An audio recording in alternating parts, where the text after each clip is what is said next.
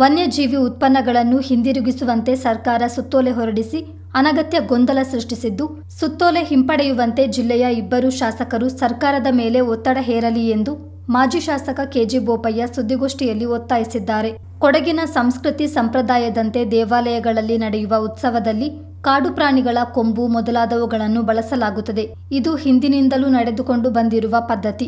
ಆದರೆ ಈಗಿನ ಕಾಂಗ್ರೆಸ್ ಸರ್ಕಾರ ವನ್ಯಜೀವಿ ಉತ್ಪನ್ನಗಳನ್ನು ಹಿಂತಿರುಗಿಸುವಂತೆ ಸುತ್ತೋಲೆ ಹೊರಡಿಸುವ ಮೂಲಕ ಇಲ್ಲಿನವರ ಧಾರ್ಮಿಕ ಭಾವನೆಗೆ ಧಕ್ಕೆ ಉಂಟು ಮಾಡಿದೆ ಎಂದರು.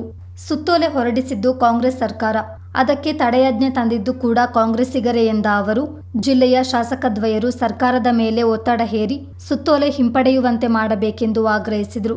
ಈ ವನ್ಯಜೀವಿ ವೈಲ್ಡ್ ಲೈಫ್ ಪ್ರೊಟೆಕ್ಷನ್ ಆಕ್ಟ್ ಅಂದರೆ ವನ್ಯಜೀವಿ ಸಂರಕ್ಷಣಾ ಕಾಯ್ದೆ 1972ರಲ್ಲಿ ಬಂದಿದೆ.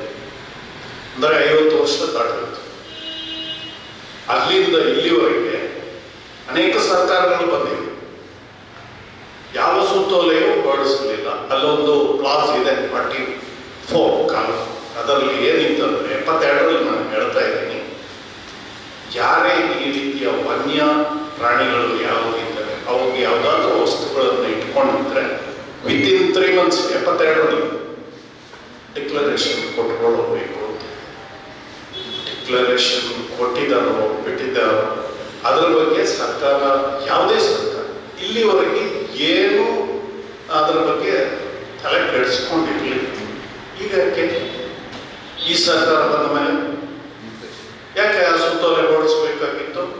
ಜನ ವಿರೋಧಿ ಕೊಡಗು ಜಿಲ್ಲೆಯಲ್ಲಿ ಕೆಲವು ದೇವಸ್ಥಾನಗಳಲ್ಲಿ ಈ ಕಾಡು ಪ್ರಾಣಿಗಳ ಕೊಂಬು, ಅದೊಂದು ಕೊಂಬಾಟ ಅಂತೆಲ್ಲ ಮಾಡ್ತಾ ಇದ್ದಾರೆ. ಅದು ಒಂಥರ ಇಲ್ಲಿಯ ಕಸ್ಟಮ್, ಭಾವನಾತ್ಮಕ ಸಂಬಂಧ, ನಮ್ಮ ಆಚಾರ ವಿಚಾರ ಸಂಸ್ಕೃತಿ ಏನಿದೆ ಅದರದ್ದು ಒಂದು ಭಾಗ.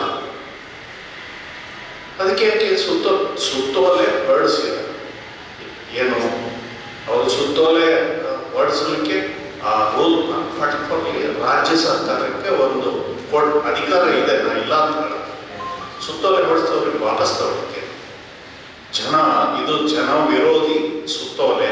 ಕೋರ್ಟಿಗೆ ಹೋಗಿ ಸ್ಟೇ ತಂದುಕೊಂಡು, ಯಾರು ಸ್ಟೇ ತಂದಿದ್ದು? ಅರ್ಜಿದಾರ ಕಾಂಗ್ರೆಸ್, ಸರ್ಕಾರ ಕಾಂಗ್ರೆಸ್, ಅರಣ್ಯ ಮಂತ್ರಿ ಕಾಂಗ್ರೆಸ್, ಇಲ್ಲಿ ಪ್ರಚಾರನ ಸ್ಟೇ ತಂದಿದ್ದು ಹೇಳೋರು ಕಾಂಗ್ರೆಸ್. ಯಾಕೆ ಸುತ್ತೋಲೆ ವಾಪಸ್ ತಗೊಳ್ಳಿ? ಮುಗ್ದೇ ಹೋಯ್ತಲ್ಲ. ಸುತ್ತೋಲೆ ವಾಪಸ್ ತೆಗೆದುಕೊಂಡು ಅಂಥ ಅಗತ್ಯತೆ ಮತ್ತೆ ಕಂಡು ಬಂದರೆ ಇನ್ನೊಂದು ಸುತ್ತೋಲೆ ಹೊರಡಿಸ್ಬೇಕು. ನಾನು ಅದಕ್ಕೆ ವಿರೋಧ. ಇಲ್ಲಿವರೆಗೆ ಏನಿತ್ತು ಅದನ್ನೇ 50 ವರ್ಷ ಏನೋ ಆಗದ್ದು ಈ ಜಿಲ್ಲೆಯಲ್ಲಿ ಅಥವಾ ಈ ರಾಜ್ಯದಲ್ಲಿ, ಈಗ ಯಾಕೆ ವಾಪಸ್ ತೆಗೀಲಿ ಸುತ್ತೋಲೆ? ಜನರಿಗೆ ಏನೇನೋ ಬಾಯಿ ಬಂದಾಗಿ ಹೇಳಿಕೆ ಕೊಟ್ಟು ಕನ್ವಿನ್ಸ್ ಮಾಡುವಂಥದ್ದು ಅಲ್ಲ.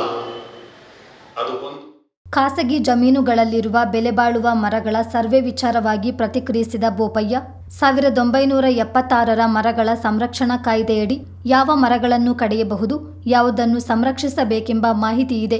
ಹೀಗಿದ್ದರೂ ಮರಗಳ ಸರ್ವೆಗೆ ಸುತ್ತೋಲೆ ಹೊರಡಿಸಿದ್ದು ಖಂಡನೀಯ ಎಂದರು. ಸರ್ಕಾರದಿಂದ ಅರಣ್ಯ ವ್ಯವಸ್ಥಾಪನಾ ಸಮಿತಿಯನ್ನು ರಚಿಸಿ ಅದಕ್ಕೆ ನಿವೃತ್ತ ಕೆಎಎಸ್ ಅಧಿಕಾರಿ ರೇಣುಕಾಂಬ ದೇವಿ ಅವರನ್ನು ನೇಮಿಸಲಾಗಿದೆ. ಇವರು ಎಲ್ಲ ಗ್ರಾಮ ಪಂಚಾಯಿತಿ ವ್ಯಾಪ್ತಿಯಲ್ಲಿರುವ ಸರ್ಕಾರಿ ಅರಣ್ಯ ಭೂಮಿಯ ಸಂಪೂರ್ಣ ಮಾಹಿತಿ ಒದಗಿಸುವಂತೆ ತಾಲೂಕ್ ಪಂಚಾಯಿತಿ ಇಒಗಳಿಗೆ ಸುತ್ತೋಲೆ ಹೊರಡಿಸಿದ್ದಾರೆ ಎಂದಿರುವ ಬೋಪಯ್ಯ, ಈಗ ಇರುವ ಅರಣ್ಯ ಪ್ರದೇಶದಲ್ಲೇ ಮರಗಳ್ಳತನ ನಡೀತಿದ್ದರೂ ಏನೂ ಕ್ರಮ ಕೈಗೊಳ್ಳದ ಸರ್ಕಾರ ಅನಗತ್ಯ ಸುತ್ತೋಲೆಗಳನ್ನು ಹೊರಡಿಸಿ ಬೆಳೆಗಾರರಿಗೆ ಕಿರುಕುಳ ಕೊಡ್ತಿದೆ ಎಂದು ಕಿಡಿಕಾರಿದರು. ಮರದ ಹಕ್ಕು ಇದರ ಬಗ್ಗೆ ಇನ್ನೊಂದು ಸುತ್ತೋಲೆ ನಿಮಗೆಲ್ಲ ಗೊತ್ತಿದೆ. ಕರ್ನಾಟಕ ರಾಜ್ಯ ನಂಬರ್ 1 ಯಾವುದು? ಈ ಪ್ರಿಸರ್ವೇಷನ್ ಆಫ್ ಟ್ರೀಸ್ ಆಕ್ಟ್ ಅಂತ ಹೇಳಿ, ಅಂದರೆ ಮರಗಳ ರಕ್ಷಣಾ. ಇದು 1976ರಲ್ಲಿ ತಂದಿದೆ.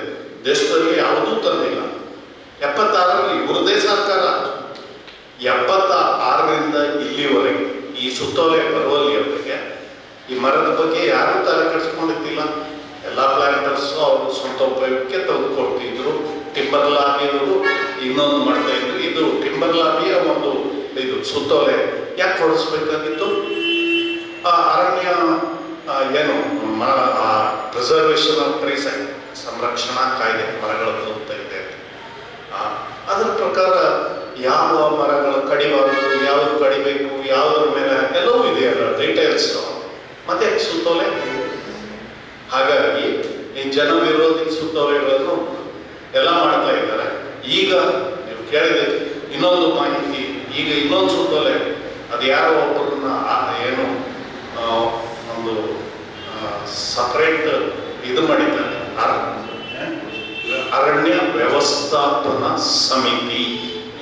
ಅದಕ್ಕೊಬ್ಬರು ರೇಣುಕಾಂಬ ದೇವಿ ಅಂತ ಹೇಳಿ ಒಬ್ಬರು ರಿಟೈರ್ಡ್ KS ಮೈಸೂರು ವಿಭಾಗಕ್ಕೆ ಮಾಡಿದ್ದಾರೆ. ಅವರು ಈಗ ಎಲ್ಲರಿಗೂ ಎಲ್ಲ ಇಒಗಳಿಗೆ ಸಂಬಂಧನೇ ಇಲ್ಲ. ಅಂದರೆ ತಾಲೂಕ್ ಪಂಚಾಯತಿ ಕಾರ್ಯನಿರ್ವಹಣಾ ಅಧಿಕಾರಿಗಳಿಗೆ ಒಂದು ಸುತ್ತೋಲೆ, ನಿಮ್ಮ ಗ್ರಾಮ ಪಂಚಾಯಿತಿಗಳಲ್ಲಿ ಎಷ್ಟು ಸರ್ಕಾರಿ ಅರಣ್ಯ ಜಾಗ ಇದೆ, ಅದರ ಸ್ಥಿತಿಗತಿ ಏನು, ಅದು ಎಲ್ಲ ಮಾಹಿತಿ ಕೊಡಬೇಕು. ಕೆಲವು ಅರಣ್ಯ ಏನು ಸರ್ಕಾರಿ ಜಮೀನು ಅಥವಾ ರೆವಿನ್ಯೂ ಲ್ಯಾಂಡ್ಸ್ ಅದನ್ನು ರಿಸರ್ವ್ ಫಾರೆಸ್ಟ್ ಮಾಡಬೇಕಾಗಿದೆ. ಇರುವ ರಿಸರ್ವ್ ಫಾರೆಸ್ಟ್ ಕಾಯುವ ಯೋಗ್ಯತೆ ಇವರಿಗಿಲ್ಲ. ಅಲ್ಲಿ ದಿನನಿತ್ಯ ಮರ ಕಳ್ಳತನ ಏನೇನು ಮಾಡಿದೆ ಅದನ್ನ ಹೆಚ್ಚುವರಿ ಮಾಡಬೇಕಾಗುತ್ತೆ. ಈ ರೀತಿಯ ಸುತ್ತೋಲೆಗಳು ಈಗ ಬಂದಿದೆ, ಸುತ್ತೋಲೆಗಳು ಬಂದಿದೆ. ಅಂದ್ರೆ ಏನಂತ ಒಂದಲ್ಲ ಒಂದು ರೀತಿಯಲ್ಲಿ ಈ ಸರ್ಕಾರ ಬಂದ ಮೇಲೆ ಇಲ್ಲಿಯ ಜನರಿಗೆ ತಿರುಕೊಳ್ಳಬಹುದು.